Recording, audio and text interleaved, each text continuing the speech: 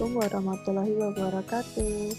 Kami dari kelompok 7 kelas B mata kuliah akuntansi keuangan lanjutan 2 akan menjelaskan tentang jurnal yang berjudul Aktivisme Hedge Fund, Pergantian CEO dan Kompensasi yang berasal dari Journal of Accounting and Public Policy yang ditulis oleh Monique Choi and James Jian Singkong yang berasal dari Department of Accounting, Stephen G.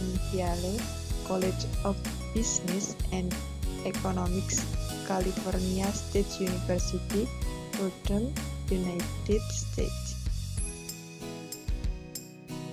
Selanjutnya ada anggota kelompok 7. Yang pertama ada Putri Milasari, MPM 180, 130, 10044. Lalu yang kedua ada Julinda Putri Nadila, MPM 180, 130, 10047. Lalu yang ketiga adalah Vida Melia Febrianti, MPM 180, 130, 10058. Lalu yang keempat ada Emilia Nuridaya, MPM 180, 130, 10179. Lalu yang kelima ada Nimas Devi Damayanti, MPM 180, 130, 10204. Lalu yang keenam ada Muhammad Dafar Rasyadan, MPM 180, 130, 10224.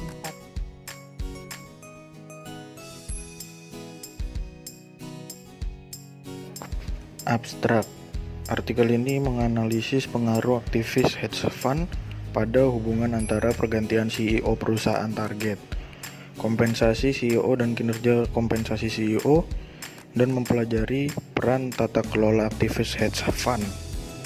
Dengan menggunakan metode perbedaan, pertama kali ditemukan bahwa tingkat pergantian CEO meningkat secara signifikan setelah aktivitas hedge fund. Setelah membagi perusahaan target menjadi sub-sampel pergantian CEO dan pergantian non-CEO, ditemukan bahwa setelah kompensasi CEO aktivis hedge fund tidak berubah secara signifikan. Hanya CEO baru dari perusahaan target yang menerima lebih banyak kompensasi. Setelah aktivitas hedge fund, hubungan antara bonus CEO dan pengembalian aset juga berbeda di antara sub-sampel yang dipisahkan oleh pergantian CEO. Antusiasme hedge fund untuk CEO baru atau bukan CEO saat ini meningkatkan hubungan kinerja pembayaran. Pengantar. Aktivis hedge fund baru-baru ini muncul sebagai faktor baru dan penting dalam tata kelola perusahaan dan pasar untuk pengendalian perusahaan. Ada ketidaksepakatan yang signifikan di antara para peneliti, investor, dan regulator tentang apakah aktivisme hedge fund berkontribusi pada peningkatan efektivitas dewan dan kinerja perusahaan. Untuk menjelaskan perdebatan tersebut, penelitian ini fokus pada peran tata kelola perusahaan dari aktivisme hedge fund, khususnya pengaruhnya terhadap pergantian CEO, kompensasi CEO, dan bayaran untuk kinerja. Konsekuensi paling parah bagi seorang CEO adalah kehilangan pekerjaan dan selanjutnya adalah menerima gaji yang lebih. Bahkan, usulan pemegang saham terkait kompensasi eksekutif menjadi topik yang semakin penting pada rapat tahunan perusahaan publik. Makalah ini juga berkontribusi pada area kompensasi CEO.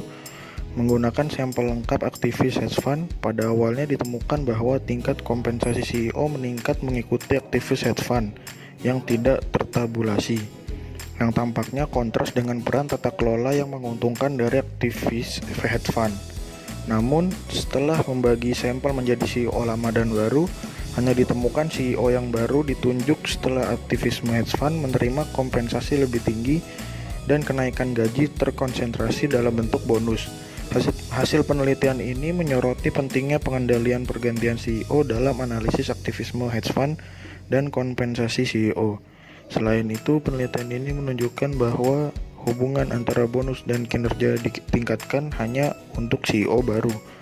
Selanjutnya, persetujuan pemegang saham atas kompensasi eksekutif meningkat setelah intervensi hedge fund.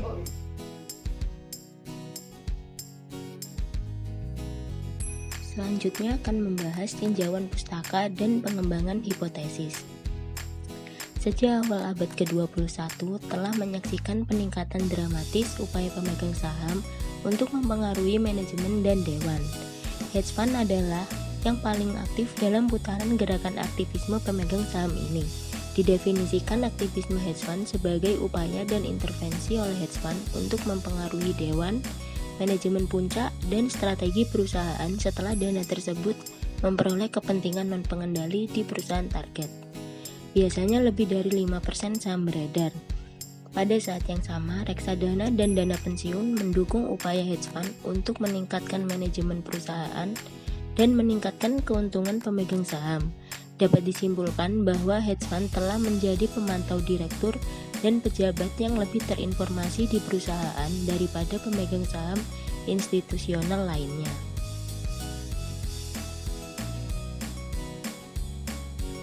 Aktivisme hedge fund dan pergantian CEO. CEO perusahaan cenderung terlibat dalam pembangunan kerajaan atau memperkuat diri mereka sendiri di posisi mereka yang membuatnya sulit untuk mengeluarkan mereka ketika mereka berkinerja buruk.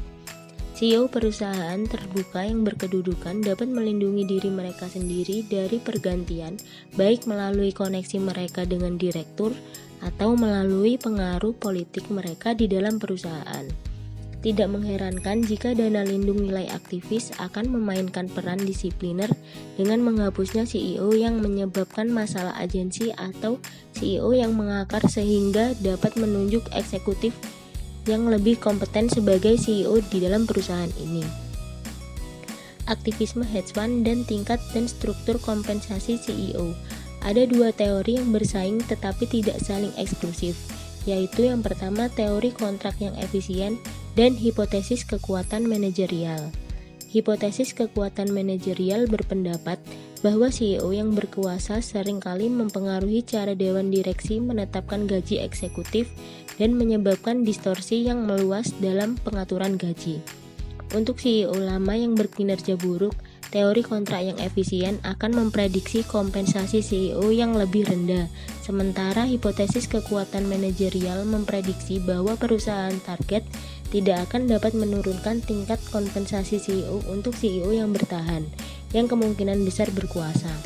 Namun di sisi lain, CEO baru yang dipekerjakan setelah intervensi aktivis hedge fund akan berbeda dari pendahulunya dan rekan kerja di perusahaan non-target karena beberapa alasan.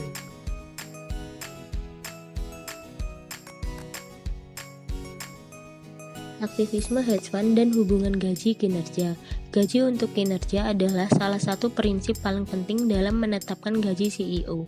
Peneliti akademis, investor, dan regulator tertarik pada hubungan antara kompensasi CEO dan kinerja saham perusahaan. Tampaknya ada pemutusan antara kompensasi CEO dan kinerja perusahaan ketika dewan direksi kurang independen, CEO berkuasa, dan pemegang saham besar tidak hadir. Jika aktivis hedge fund campur tangan dan dapat menggantikan CEO, berharapnya mereka akan meningkatkan desain kompensasi CEO, terutama pembayaran untuk mekanisme kinerja. Selain itu, dewan direksi di bawah pengaruh aktivis hedge fund memiliki kesempatan untuk melakukan kontrak ulang dengan CEO baru. Selanjutnya yaitu ada beberapa hipotesis. Hipotesis pertama yaitu kemungkinan pergantian CEO di perusahaan yang ditargetkan oleh aktivis hedge fund akan menjadi lebih tinggi setelah aktivis hedge fund. Hipotesis 2A, kompensasi CEO incumbent di perusahaan yang ditargetkan oleh aktivis hedge fund tidak akan berubah setelah aktivitas hedge fund. Hipotesis 2B, kompensasi CEO baru di perusahaan yang ditargetkan oleh aktivitas hedge fund akan menjadi lebih tinggi setelah aktivisme hedge fund. Hipotesis 2C, struktur kompensasi CEO pertahanan di perusahaan yang ditargetkan oleh aktivis hedge fund tidak akan berubah setelah aktivitas hedge fund. Hipotesis 2D, struktur kompensasi CEO baru di perusahaan yang ditargetkan oleh aktivis hedge fund tidak akan berubah setelah aktivitas hedge fund. Hipotesis 3A, untuk CEO incumbent di perusahaan yang ditargetkan oleh aktivis hedge fund, hubungan pay performance tidak akan berubah setelah aktivis hedge funds. Hipotesis 3B untuk CEO baru di perusahaan yang ditargetkan oleh aktivis hedge fund, hubungan pay performance menjadi lebih kuat setelah adanya aktivis hedge fund.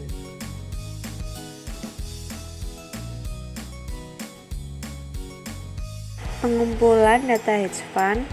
Data tentang aktivisme hedge fund dari dua sumber, yaitu pertama-tama memperoleh dana lindung, nilai dan akuisisi mereka atas perusahaan target dari tahun 1995 hingga 2011 berdasarkan daftar lengkap dana lindung nilai aktivis yang digunakan di draft DKK 2008A.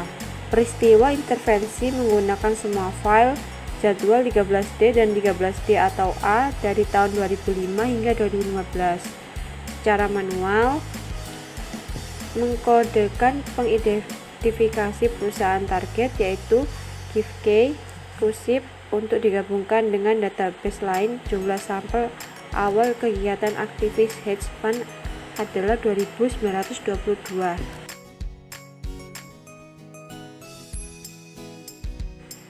Dari gambar tabel A,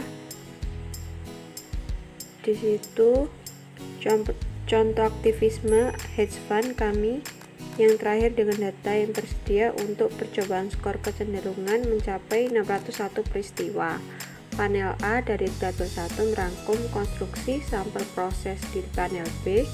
Kami menemukan bahwa jumlah kejadian lebih tinggi pada periode 2005 hingga 2011 dibandingkan dengan tahun-tahun sebelum dan sesudah periode itu.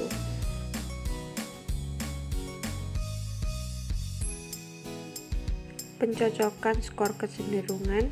Tujuan utama dari pencocokan skor kecenderungan adalah untuk membandingkan setiap perusahaan dalam perusahaan target, misalnya pergantian CEO, gaji CEO, pembayaran CEO untuk kinerja. Setelah HFA dengan perusahaan dalam perusahaan kontrol yang memiliki karakteristik serupa. Kami memperkirakan regresi logistik di mana variabel dependen merupakan indikator apakah perusahaan target telah mengalami intervensi hedge fund pada tahun T, dan variabel independen meliputi kompensasi CEO, karakteristik CEO, serta karakteristik perusahaan dan berbasis pasar yang diukur pada tahun T. Menambahkan variabel kompensasi CEO, usia CEO, dan masa jabatan CEO, karena perbedaan apapun dalam kompensasi dan karakteristik CEO dapat bersama-sama menentukan pilihan perusahaan target dan pergantian CEO di perusahaan tersebut.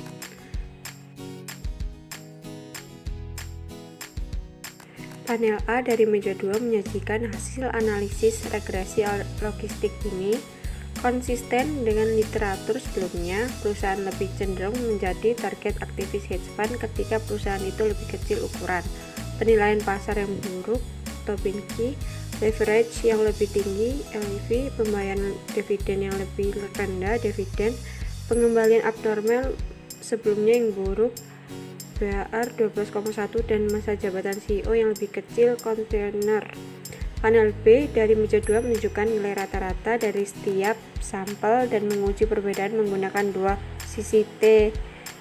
Min mengujikan sarana, kecuali perbedaan cara untuk leverage LEV signifikan pada sistem tingkat 10%, kedua kelompok cukup cocok bersama dengan semua variabel tersebut.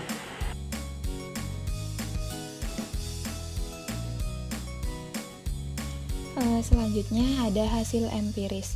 Nah, pada panel A melaporkan statistik deskriptif dari variabel dependen utama yang digunakan di bagian berikut. Mereka adalah variabel kompensasi, dukungan pemegang saham, dan kinerja perusahaan selama pra dan periode posting relatif terhadap tahun aktivis hedge fund dan CEO omset. Membandingkan rata-rata variabel antara sampel target hedge fund atau HFA dan kontrol. Ditemukan bahwa grup HFA memiliki kompensasi CEO yang lebih tinggi dan kemungkinan pergantian CEO yang lebih tinggi. Perbedaan rata-rata signifikan secara statistik setidaknya pada tingkat 5%.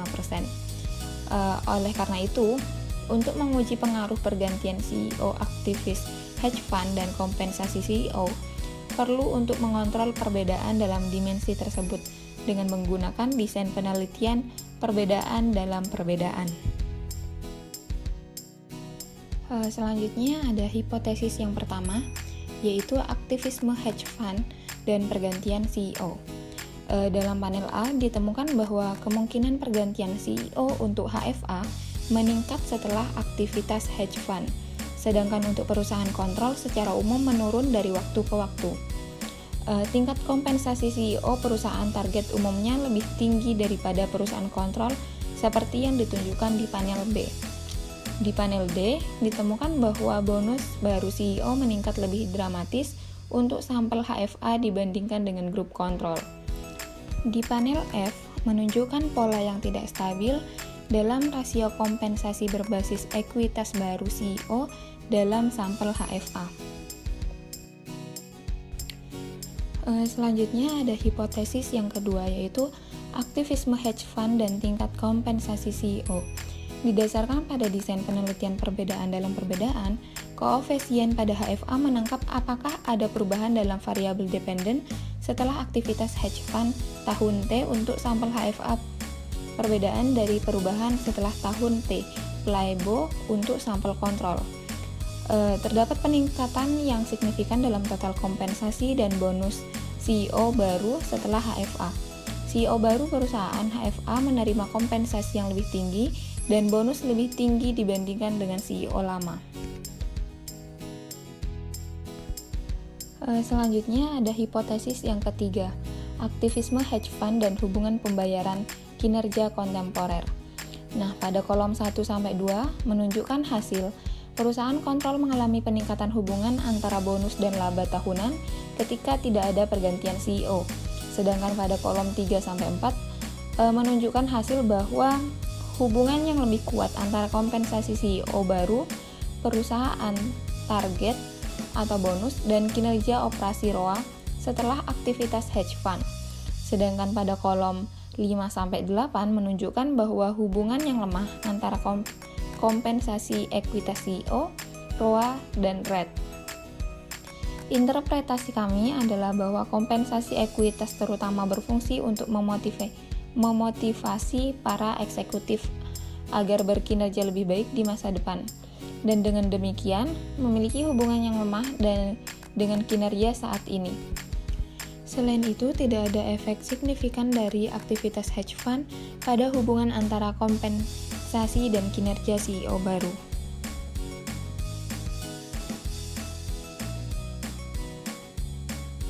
Analisis tambahan, aktivisme hedge fund, pergantian CEO, dan nilai perusahaan. Selanjutnya menyelidiki efek moderasi pergantian CEO pada hubungan antara investasi hedge fund dan nilai perusahaan target. Ini pada dasarnya untuk menguji apakah kinerja saham dari perusahaan target yang mengalami pergantian CEO meningkat setelah penunjukan CEO baru. Pada panel A, hasilnya menunjukkan bahwa peningkatan Q-Tobin atau CER3 tahun untuk sampel HFA tidak berbeda secara signifikan dari sampel kontrol, namun hanya pada satu kasus yang menunjukkan peningkatan meskipun tidak signifikan secara statistik, yaitu ketika seorang CEO baru dipekerjakan, nilainya dari 1648 menjadi 1703. Sedangkan pada panel B menyajikan hasil empiris yang memperkirakan model regresi yang ditentukan dalam persamaan. Hal ini menunjukkan bahwa peningkatan nilai pemegang saham jangka panjang secara signifikan lebih tinggi untuk perusahaan target yang menggantikan CEO daripada grup kontrol. Secara keseluruhan, perusahaan target lebih mungkin mengalami perubahan signifikan dalam tata kelola, misalnya pergantian CEO, setelah aktivitas hedge fund.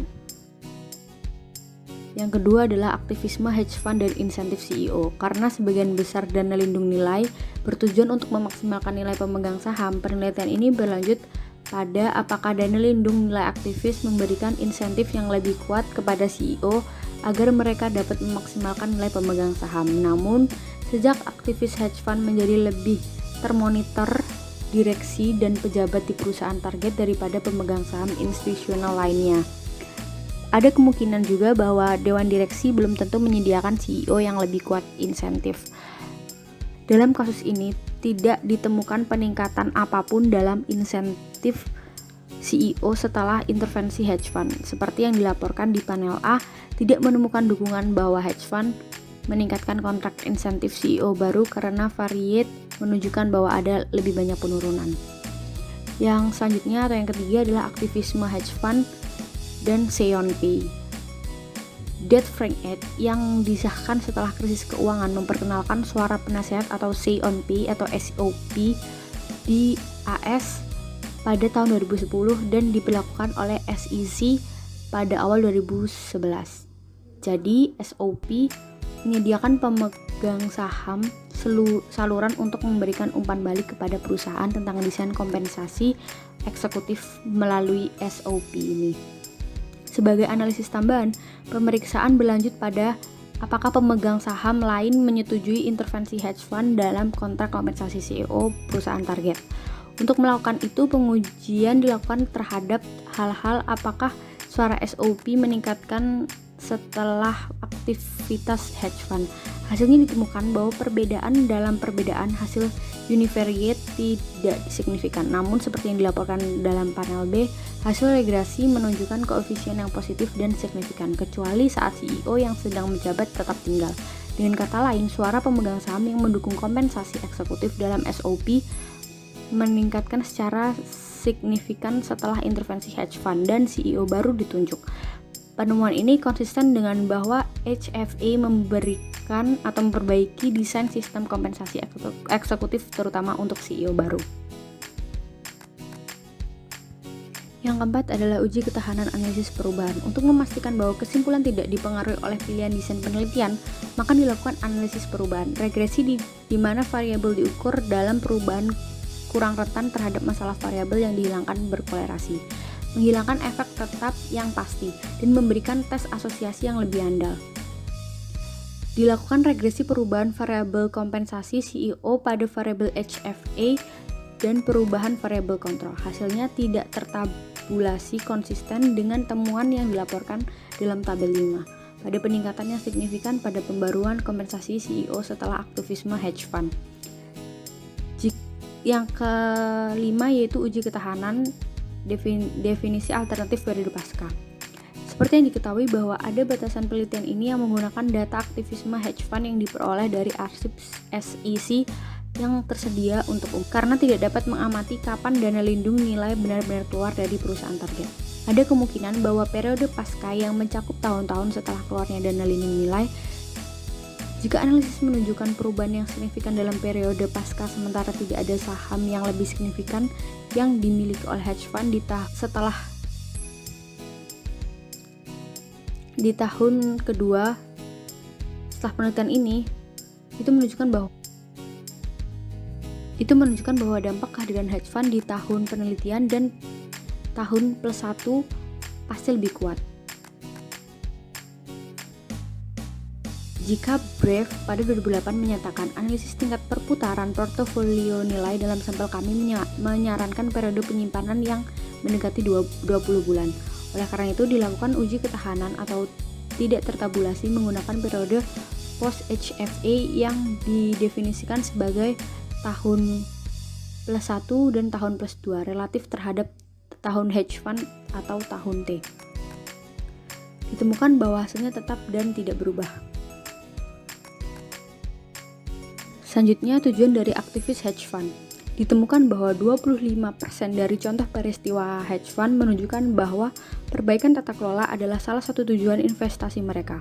Karena tujuan dinyatakan dan ditulis oleh filter hedge fund, tujuan yang dinyatakan mungkin ambigu berdasarkan hasil pemeriksaan terhadap arsip SEC. Ditemukan 4 item berisi banyak boilerplate yang lebih dari 60% filter menyatakan bahwa maksimalisasi nilai pemegang saham adalah tujuan utama investasi mereka.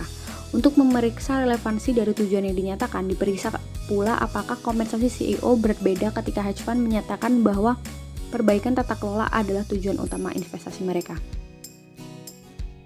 dibandingkan dengan semua acara aktivisme lainnya. Dilakukan replika terhadap semua analisis menggunakan variabel baru untuk memeriksa pengaruh tujuan yang dinyatakan pada temuan, namun tidak ditemukan perbedaan apapun antara aktivis hedge fund yang menyatakan pemerintah sebagai tujuan utama dan semua aktivis hedge fund lainnya.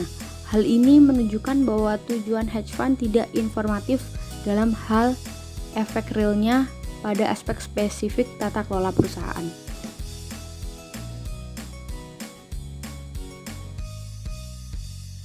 Kesimpulan dari artikel ini yaitu adalah seorang CEO dapat memiliki pengaruh yang signifikan terhadap kesuksesan suatu perusahaan, sehingga perusahaan itu harus dapat mempekerjakan orang yang tepat pada posisi seorang CEO, sehingga perusahaan pun dapat memberikan kompensasi yang sesuai kepada CEO. Nah, sekitar 47% perusahaan itu mentargetkan untuk mengganti CEO setelah intervensi hedge fund. Bukti yang tidak tertabulasi ini menunjukkan bahwa perusahaan itu yang ditargetkan oleh aktivisme hedge fund pada umumnya membayar CEO dengan kompensasi yang lebih tinggi. Hal ini tidak cocok atau tidak sejalan dengan anggapan bahwa aktivisme hedge fund itu dapat meningkatkan tata kelola perusahaan, sehingga perlunya untuk mengontrol pergantian CEO. Nah, dengan adanya pengontrolan pergantian CEO, hasil empiris itu menunjukkan adanya pola yang berbeda. Perusahaan mentargetkan hanya membayar kompensasi yang lebih tinggi kepada CEO yang baru, sementara kompensasi kepada CEO yang masih menjabat itu masih tetap dengan yang di bawah kontrol perusahaan. Analisis yang lebih lanjut menunjukkan bahwa CEO baru itu biasanya dibayar lebih dalam bentuk bonus. Nah, hal itu mungkin merupakan suatu hadiah untuk kinerja yang lebih baik bagi CEO yang baru. Selanjutnya, dukungan pemegang saham untuk kompensasi eksekutif dalam vote untuk say on pay menjadi lebih tinggi setelah intervensi hedge fund, sehingga menjadi pertanda bahwa kompensasi pasca HFA lebih tepat daripada sebelumnya. Nah, say on pay sendiri menjadi resolusi pemegang saham pengendali dan non-pengendali yang biasanya itu ditawarkan oleh manajemen perusahaan. Masalah tentang kontroversial apakah dana lindung nilai aktivisme meningkatkan efektivitas dewan dan tata kelola perusahaan. Nah, di artikel penelitian itu menunjukkan bahwa pergantian CEO di perusahaan yang ditargetkan oleh dana lindung nilai secara positif terkait dengan Tobinski sendiri merupakan rasio dari nilai pasar aset perusahaan yang diukur oleh nilai pasar dari sejumlah saham yang beredar dan hutang enterprise value terhadap replacement cost dari aktiva perusahaan, sehingga aktivisme hedge fund sendiri meningkatkan tata kelola perusahaan melalui 1. Penghapusan CEO yang berkinerja buruk, 2. Pemantauan yang ketat, 3. Adalah memberikan kompensasi yang sesuai. Penelitian dari artikel itu memiliki 2 implikasi kebijakan. Untuk yang pertama, implikasi kebijakan terkait regulasi tentang aktivisme hedge fund, lalu yang kedua, implikasi kebijakan terkait regulasi tentang kompensasi eksekutif. Untuk implikasi kebijakan yang pertama, aktivitas hedge fund sendiri itu memiliki banyak kritik yang luas, yaitu karena aktivitas ini itu dapat menghancurkan nilai perusahaan dalam jangka panjang karena terlalu terfokus pada keuntungan jangka pendek. Selain itu, aktivitas hedge fund sendiri itu memiliki efek jangka panjang pada penyediaan kompensasi dan intensif manajemen. Sejauh aktivitas hedge fund sendiri itu memiliki efek positif jangka panjang pada tata kelola perusahaan, sehingga perlunya perusahaan itu mewaspadai lebih banyak peraturan tentang aktivisme hedge fund sendiri. Lalu implikasi kebijakan yang kedua, ini biasanya menunjukkan bahwa meskipun CEO baru yang dipekerjakan setelah intervensi hedge fund menerima kompensasi yang tinggi, gaji CEO yang baru tersebut yang memiliki kinerja yang lebih baik ini tuh dibandingkan dengan CEO yang masih berada di bawah kontrol perusahaan. Dukungan pemegang saham untuk kompensasi eksekutif di say on pay jauh lebih tinggi setelah HFA. Oleh karena itu, kekuatan pasar seperti aktivisme hedge fund sendiri dan taktik adiktif oleh perusahaan target sangat cocok untuk menangani masalah kompensasi eksekutif. Peraturan yang lebih lanjut tentang kompensasi eksekutif dapat mengakibatkan konsekuensi yang tidak diinginkan oleh perusahaan. Selain itu, artikel ini tuh juga memiliki batasan penelitian, yaitu peneliti tidak sepenuhnya mempertimbangkan heterogenitas dalam aktivisme hedge fund. Maka oleh dari itu, diharapkan untuk penelitian yang akan datang di masa yang akan mendatang itu untuk memahami bagaimana peran manfaat dari aktivisme hedge fund sendiri. Lalu juga dapat memeriksa apakah agresivitas dana lindung nilai aktivisme itu dan kekuatan CEO membuat perbedaan yang berdampak pada pergantian CEO dan efek pergantian CEO pada kompensasi eksekutif. Sekian pemaparan dari kelompok kami mengenai artikel jurnal yang berjudul Aktivisme Hedge Fund, Pergantian CEO dan Kompensasi dari Journal of Accounting and Public Policy. Terima kasih telah menyaksikan video kami. Kurang lebihnya kami mohon maaf. Wassalamualaikum warahmatullahi wabarakatuh.